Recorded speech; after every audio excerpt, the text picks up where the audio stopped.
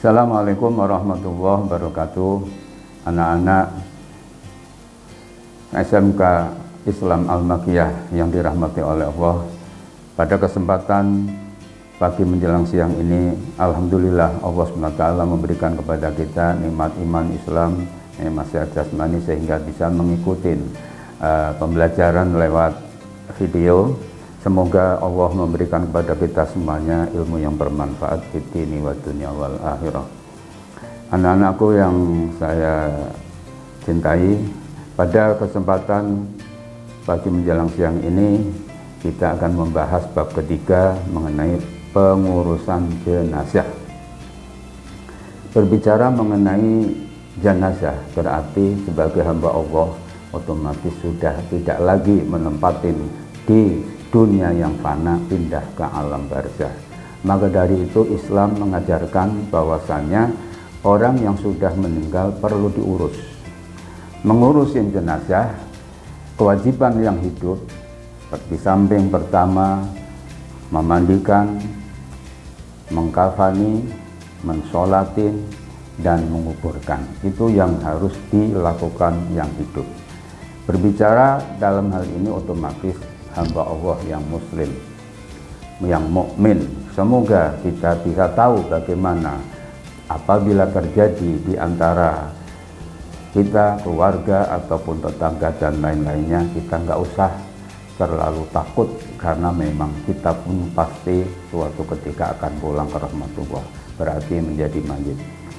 Perlu di dalam pengurusan jenazah ada kompetensi inti juga kompetensi dasar. Adapun kompetensi inti ada 4 macam.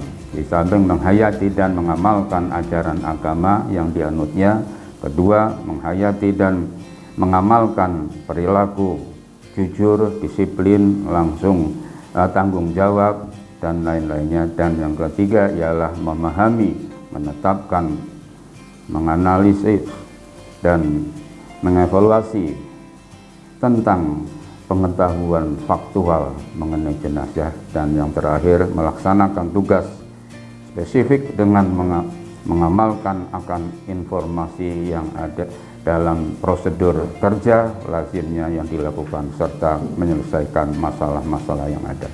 Adapun kompetensi dasar ialah menerapkan penyelenggaraan jenazah sesuai dengan ketentuan syariat Islam. Yang kedua,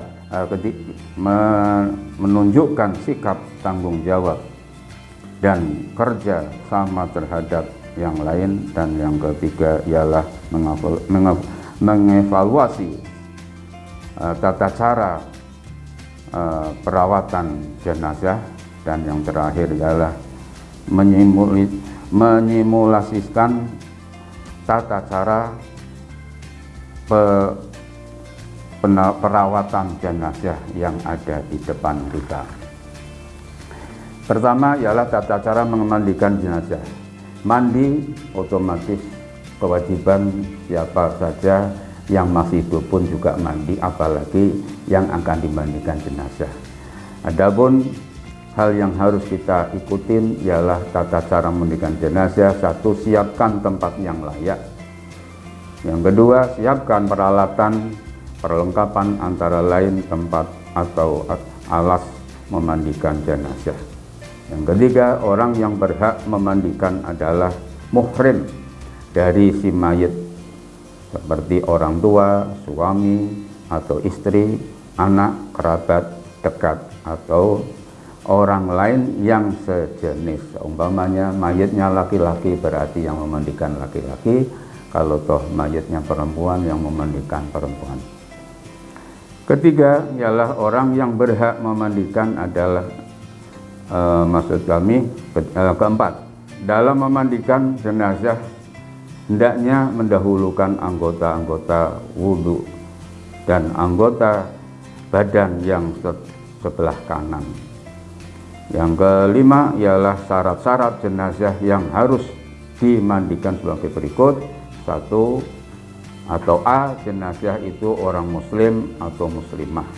Yang kedua ialah jenazah itu bukan karena mati syahid, mati dalam peperangan membela agama. hadis Rasulullah SAW, orang-orang yang meninggal ini hadis dari Jabir, sesungguhnya Nabi Muhammad SAW telah memerintahkan terhadap orang-orang yang gugur dalam perang Uhud supaya dikuburkan dengan darah mereka, tidak dimandikan dan tidak disolatkan. Hadis riwayat Bukhari. Jadi itu pengecualian. Yang ketiga, badan atau anggota badannya masih ada walaupun hanya sebagian yang tertinggal apabila karena kecelakaan atau hilang. Tata cara memandikan sebagai berikut. Jenazah, satu, jenazah ditempatkan tempat yang terlindung dari panas, matahari, hujan, atau pandangan banyak orang. Jenazah diletakkan di tempat yang lebih tinggi seperti di atas dipan atau balai-balai. Yang kedua, memulainya dengan membaca Bismillahirrahmanirrahim.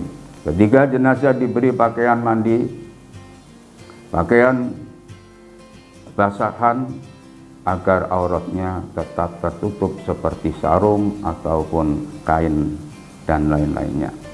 Keempat, membersihkan kotoran dan najis yang melekat pada anggota badan jenazah dengan sopan dan lemah lembut. Tidak boleh memandikan jenazah dengan kasar.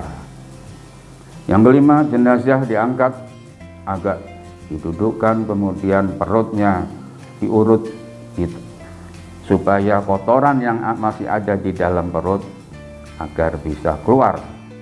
Bersihkan mulut, hidung, dan telinganya dari kotoran-kotoran yang ada. Yang keenam, kotoran yang pada kuku, jari tangan, dan kaki dibersihkan termasuk kotoran yang ada di mulut atau gigi.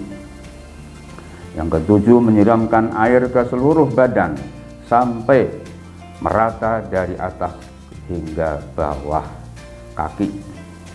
Yang kedelapan, setelah diwudukan dan akhir disiram dengan air yang dicampur kapur barus, daun bidara, wangian, entah itu dari bunga dan lainnya, berbau harum air, supaya air untuk memandikan jenazah hendaklah air biasa yang suci dan mensucikan, kecuali dalam keadaan darurat.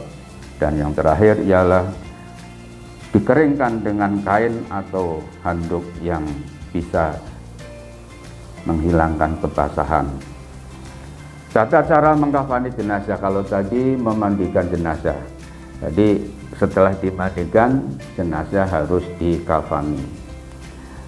Perlengkapan untuk mengkafani jenazah ialah bagi jenazah laki-laki 3 helai, bagi jenazah perempuan 5 helai kain kafan. Apa berikutnya? Kapas secukupnya untuk menutup lubang-lubang yang ada pada mayit atau jenazah. Yang berikutnya, bubuk cendana dan minyak wangi. Itulah tata cara mengkafani, supaya benda-benda yang sudah kami sebutkan agar diupayakan diberikan kepada jenazah yang akan dibungkus kain kafan. Cara mengkafani ialah ada 3 hal. Kain kafan untuk mengkafani jenazah paling sedikit 1 lembar yang dapat digunakan untuk menutupi seluruh tubuh jenazah, itu paling sedikit. Adapun yang bagus 3 lapis. Yang kedua, cara memakaikan kain kafan untuk jenazah adalah kain kafan dihamparkan sehelai-sehelai dan ditaburkan harum-haruman seperti kapur barus, wangi-wangian minyak, dan lain-lain. Dan yang terakhir, adapun untuk jenazah perempuan diupayakan untuk dikafani dengan 5 lembar supaya tidak kelihatan aurat yang ada pada di jenazah perempuan tersebut.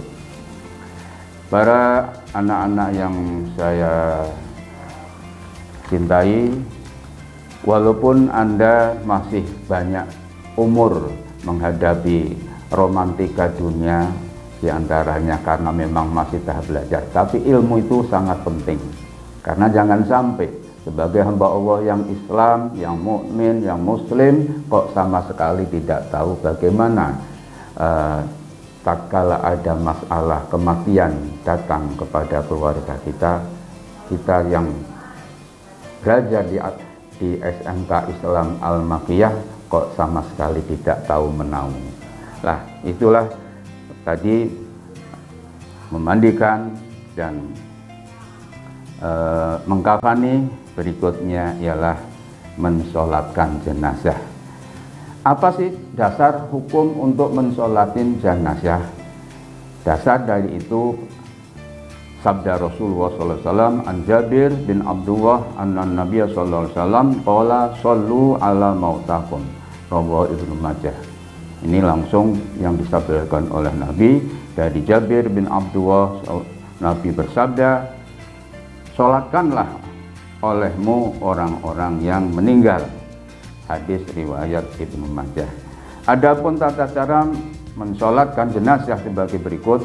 Satu, posisi kepala jenazah berada di sebelah kanan imam, menghadap ke arah kiblat, maksudnya ke arah kiblat si imam, juga ke arah kepala si jenazah itu. Jadi kalau mayitnya laki-laki, si imam posisinya menghadap di kepalanya si jenazah itu.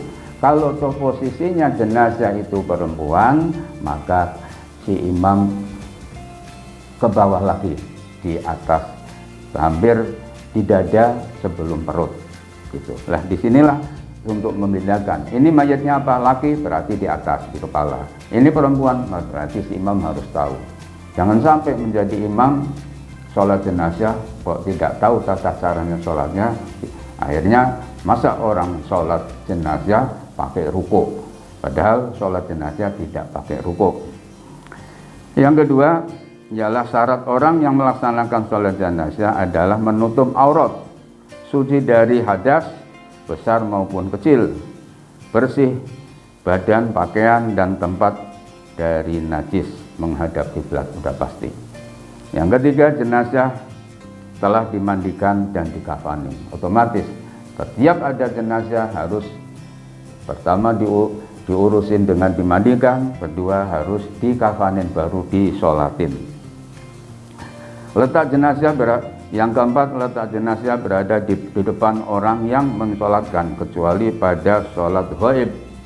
Sholat ghaib ya lagi sholat yang jenazahnya tidak ada. Yang kelima, rukun sholat jenazah sebagai berikut. Pertama ialah yang mensolatin harus niat. Yang kedua, berdiri bagi yang mampu. Yang ketiga, takbir 4 kali. Yang keempat, membaca suratul Fatihah. Yang kelima, membaca sholawat Nabi yang berbunyi Allahumma sholli ala Sayyidina Muhammad.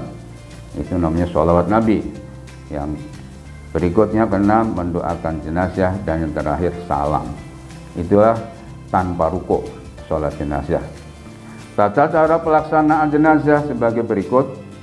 Mula-mula seluruh jamaah berdiri dengan berniat melakukan sholat jenazah dengan 4 takbir yang berbunyi usolli ala hada atau hadihil. Kalau hada, hadal mayyiti. Kalau hadihil berarti untuk perempuan, hadihil mayyitati. Arba takbiratin fardu kifayatin makmun atau jadi imaman lillahi ta'ala. Itu niat daripada sholat jenazah. Kemudian takbiratul ihram. Yang pertama, setelah takbir pertama, selanjutnya membaca surah Al-Fatihah. Jadi alhamdulillahirabbil alamin sampai waladhdallin. Itulah Fatihah yang sudah mafhum. Sebab setiap kita sholat pasti kita membaca suratul Fatihah. Yang ketiga, takbir yang kedua. Setelah takbir kedua, membaca sholawat Nabi yang tadi Allahumma sholli ala Sayyidina Muhammad. Takbir keempat ialah takbir yang ketiga, setelah takbir yang ketiga membaca doa jenazah, baca doa bagi jenazah yang laki maupun perempuan. Cuma bedanya kalau mayit laki-laki, Allahumma fir lahu warhamhu wa'afihi wa'fu anhu wa akrim nuzulahu wa wasi' madhalahu waghsilhu bil ma'i wasalji wal barati wa naqihi minal khotoya kama yunaqqal thawbul abyad minad danasi wabdilhu daran khairan min darihi wa ahlan khairan min ahlihi wa qihi fitnatal qabri wa adzabil nar. Itulah doa untuk mayit laki-laki. Bagaimana kalau toh mayitnya perempuan? Maka yang tadinya hu diganti ha. Allahumma ighfir laha warhamha wa'afiha wa'fu anha wa akrim nuslaha. Itulah tata cara, dan yang terakhir ialah menguburkan jenazah. Berarti kita harus kita sambung ke pelajaran berikutnya. Semoga 3 hal itu tadi, memandikan, mengkafani, dan mensolati, tinggal 1 nanti berikutnya akan kita sambung di tata cara menguburkan jenazah. Semoga Allah SWT memberikan manfaat kepada kita, dan semoga kalian semua anak kelas 11 SMK Al-Makiyah dengan ucapan Al-Makiyah bisa, pasti bisa, harus bisa, sempurna. Amin, amin, ya Rabbal Alamin. Wassalamualaikum warahmatullahi wabarakatuh.